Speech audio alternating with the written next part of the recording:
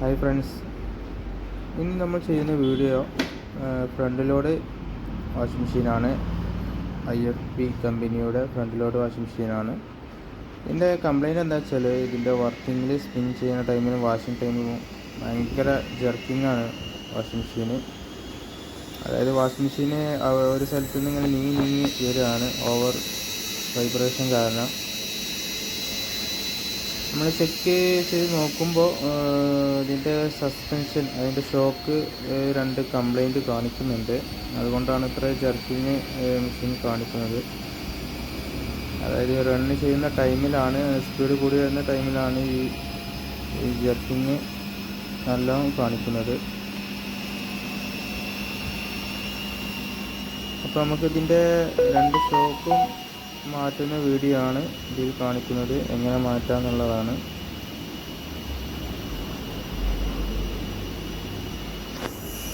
അത്യാവശ്യം നല്ല വൈബ്രേഷന് കാര്യങ്ങളൊക്കെ ഉണ്ട്.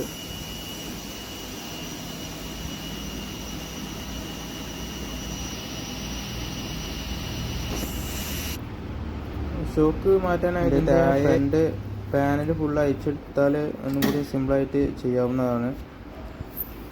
അതിനായി ഇതിൻ്റെ ഫ്രണ്ട് പാനൽ അയക്കണം. അതിൻ്റെ സ്ക്രൂ രണ്ടും റിമൂവ് ചെയ്യുക. താഴെയുള്ള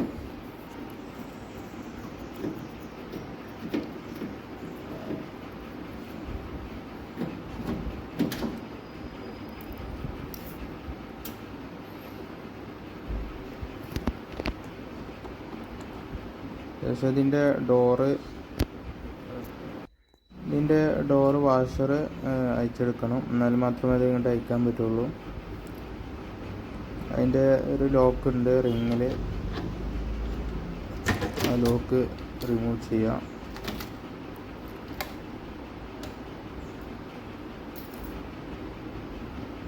അതുപോലെ തന്നെ അതിൻ്റെ ഡോർ സ്വിച്ച് ഉണ്ട് ലോക്ക് ആവാനുള്ള, അതും റിമൂവ് ചെയ്ത് കൊടുക്കണം.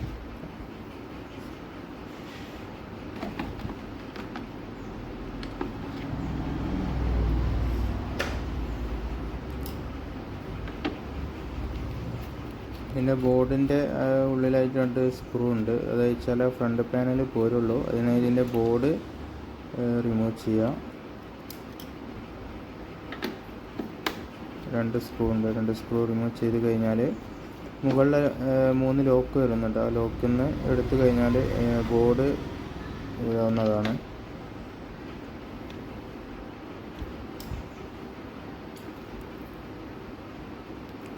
ഇതുപോലെ 3 ലോക്കാണുള്ളത്.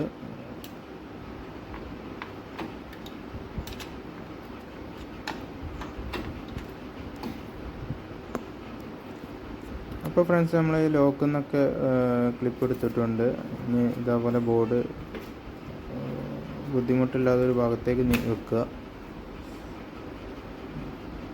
ഒരു വയറ് ഊരിയെടുക്കേണ്ട ആവശ്യമൊന്നുമില്ല. പക്ഷേ ഈ രണ്ട് സ്ക്രൂ, ഈ സൈഡിലെ ഈ സ്ക്രൂവും മറ്റേ സൈഡിലെ സ്ക്രൂവും റിമൂവ് ചെയ്യുക.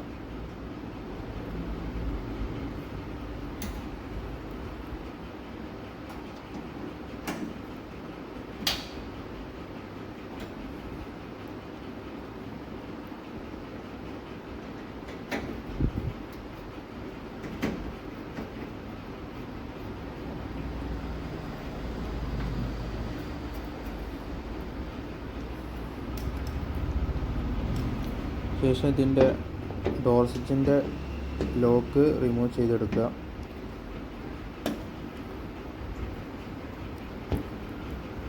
ഫ്രണ്ട് പാനൽ നമുക്ക് എടുത്ത് വെക്കണം. എന്നാൽ മാത്രമേ സസ്പെൻഷന് രണ്ട് ഷോക്കും കറക്റ്റ് റീപ്ലേസ് ചെയ്യാൻ കഴിയുകയുള്ളൂ.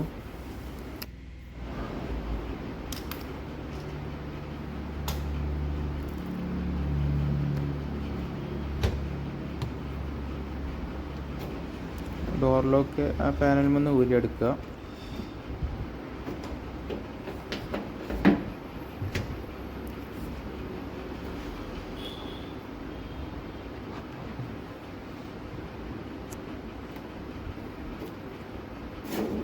മുകളിലോട്ട് പൊന്തിച്ച് കഴിഞ്ഞാൽ ഫ്രണ്ട് പാനൽ ഇങ്ങോട്ട് എടുത്ത് വെക്കാം.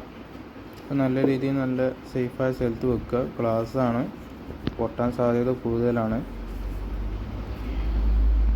അതുപോലെ തന്നെ ഇതിൻ്റെ ബാലൻസിങ് ആയിട്ടുള്ള ഈ ബാലൻസർ റിമൂവ് ചെയ്യണം. അതിന് 4/12 ബോൾട്ട് നട്ടും ബോൾട്ടാണ് അത് റിമൂവ് ചെയ്യുക. അങ്ങനെ നമ്മളത് ബാലൻസറൊക്കെ റിമൂവ് ചെയ്ത് വെച്ചിട്ടുണ്ട്. ഈ കാണുന്ന ഈ 2 ഷോക്കാണ് നമുക്ക് റിമൂവ് ചെയ്യേണ്ടത്. അതിൽ 2 ബുഷ് ഉണ്ട് ഇതേപോലത്തെ പ്ലാസ്റ്റിക്കിൻ്റെ, അത് റിമൂവ് ചെയ്യുക. കഴിഞ്ഞാൽ നമുക്ക് ഷോക്ക് കണ്ടെടുക്കാം.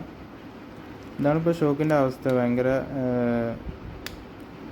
പഴക്കം കാരണം കുറേ ഇതായിട്ടുണ്ട്, കംപ്ലൈൻ്റ് ആയിട്ടുണ്ട്. ഇത്രയും ഫ്രീ ആയിട്ടാണ് അത് മൂവ് ആവുന്നത്. അതുപോലെ തന്നെ മറ്റേ സൈഡിലെ ഷോക്ക് ഇതുപോലെ തന്നെ റിമൂവ് ചെയ്യാം.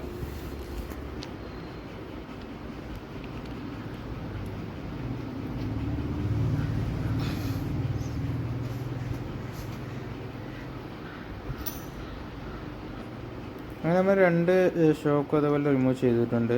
ഇതിൽ ഈ ഷോക്കിന് വലിയ കുഴപ്പമില്ല, എന്നാലും മറ്റേ ഷോക്ക് നല്ല രീതിയിൽ ഡാമേജ് ആയിട്ടുണ്ട്. അപ്പോൾ അത് റീപ്ലേസ് ചെയ്യാം.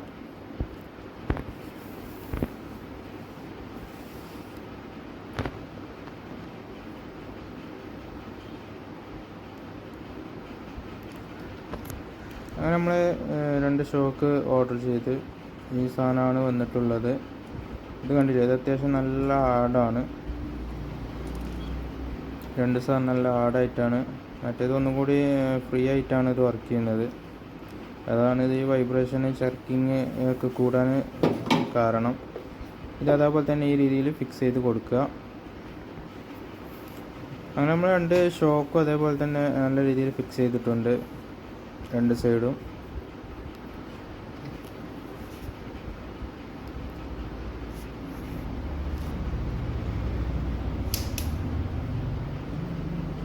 ഇത് ഇത്രയും ഫ്രീ ആയിട്ടാണ് ഇത് മൂവ് ആവുന്നത്. മറ്റൊന്നും കൂടി നല്ല ഹാർഡ് ഉണ്ട്.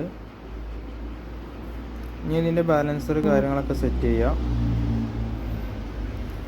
ബാലൻസർ അതുപോലെ തന്നെ അതിൻ്റെ ഫ്രണ്ട് പാനൽ ബോർഡ് കാര്യങ്ങളൊക്കെ സെറ്റ് ചെയ്തിട്ട് വർക്ക് ചെയ്ത് നോക്കുക.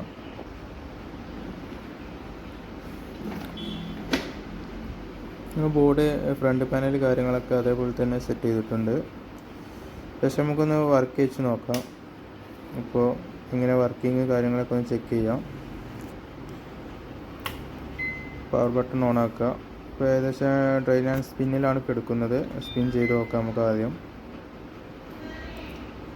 ശേഷം ഡോർ ലോക്കാവും.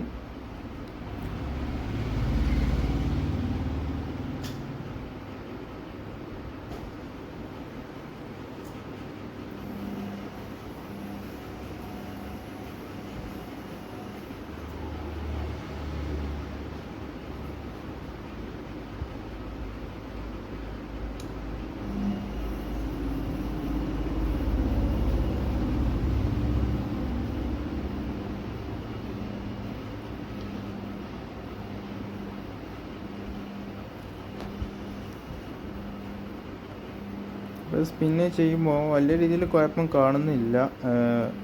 വൈബ്രേഷനും കാര്യങ്ങളൊക്കെ മറ്റേതിനെ അപേക്ഷിച്ച് കുറവാണ്. ഒന്നുകൂടി സ്മൂത്തായിട്ടുണ്ട്.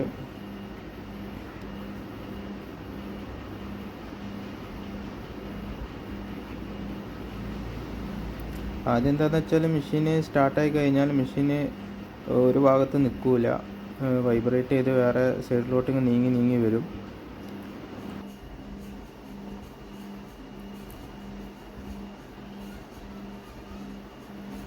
ഇപ്പോൾ സ്പിന്ന് ചെയ്യുമ്പോൾ വേറെ പ്രശ്നങ്ങളൊന്നും കാണിക്കുന്നില്ല, വൈബ്രേഷനോ കാര്യങ്ങളൊന്നും ഇല്ല.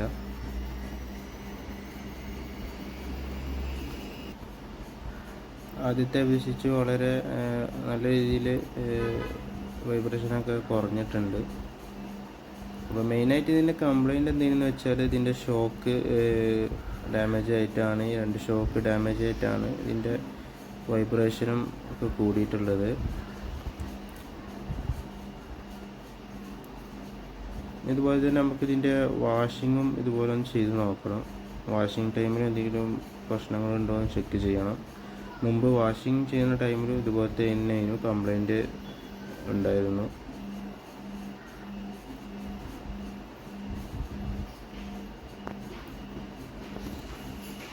അങ്ങനെ നമ്മൾ ഫുള്ള് മെഷീനൊക്കെ ഫുള്ള് സെറ്റാക്കി. ഇപ്പോൾ വാഷിങ്ങിൽ സെലക്ട് ചെയ്തിട്ടുണ്ട്. വാഷിങ്ങിൽ വെള്ളമൊക്കെ എടുത്ത് ഫുൾ മെഷീന് റണ്ണായിട്ടുണ്ട്. വേറെ കുഴപ്പമൊന്നുമില്ല.